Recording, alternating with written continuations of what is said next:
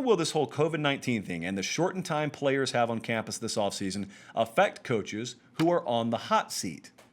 Don't know that a lot of people have thought about this yet, but it bears watching. Do you think ADs will be more reluctant to make a move? Secondly, do you think it'll affect how much time first-year coaches are given to try and rebuild? Which first-year coach in the SEC does COVID hurt the most? Yes, definitively. I've had people tell me this. The whole hot seat talk, I've been told you might as well table that, because as revenues either dry up or get greatly slashed this year, in other words, the pool from which you would draw buyout money from, as that gets slashed this year, no one is about to be talking about firing coaching staffs and paying those buyouts and bringing another new staff in and all of the money that entails. As for the second question, which first-year coach in the SEC does COVID hurt the most? I don't know if it's a first-year coach, unless you're talking about all assistant coaches too. I think Georgia's in a pretty tough spot, to be honest with you. Tough, relatively speaking.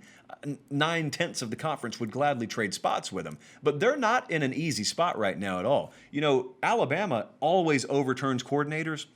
Nick Saban picked the right year to keep his offensive and defensive coordinators. Kirby Smart chose to make changes that I think were necessary, and he certainly couldn't have known what was coming, but yet it came. Todd Monken came, Jamie Newman came, and then COVID-19 came, and your spring went. And so they're dealing with a problem that several other programs are dealing with, but Georgia's got expectation that those other programs don't. I'll tell you some others that are outside of the SEC that I don't envy at all, like Mike Norvell at Florida State. Think about how much change is needed there. And think of how little time he's been able to spend with his players, implementing his culture, never mind the actual offense that they're going to run, just the culture change that was needed there. Guys like Norvell, going back to the SEC, you know, how in the world is Sam Pittman putting together a winning formula in year one for Arkansas? What is Eli Drinkwitz doing at Missouri? So many places where you made a move that was needed, and yet now you, But the good news is, I think, like you suggested here, Ryan, there are probably about as many opportunities to just mulligan 2020, a college football season, as you've ever seen. Here's one other thing to think about as we exit tonight. I was talking to a position coach at a G5 program last week, and I've had some conversations with this guy back and forth. And think about the perspective here.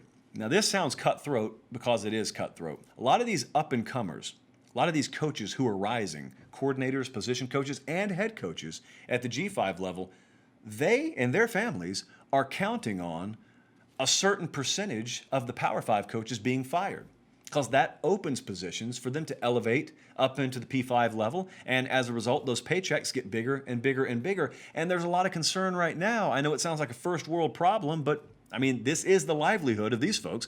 There's a lot of concern right now that maybe the opportunities that I've been building towards, me and my agent have been working towards, they're not going to be there. Because if the entire sport's going to freeze, then that means I freeze here too. Good news, maybe some people up there keep their jobs, but that's good news for them. That's bad news for me, because I'm looking to elevate up there to where they are. And now there's something a whole lot more than just merit that has entered itself, inconveniently so, into the equation.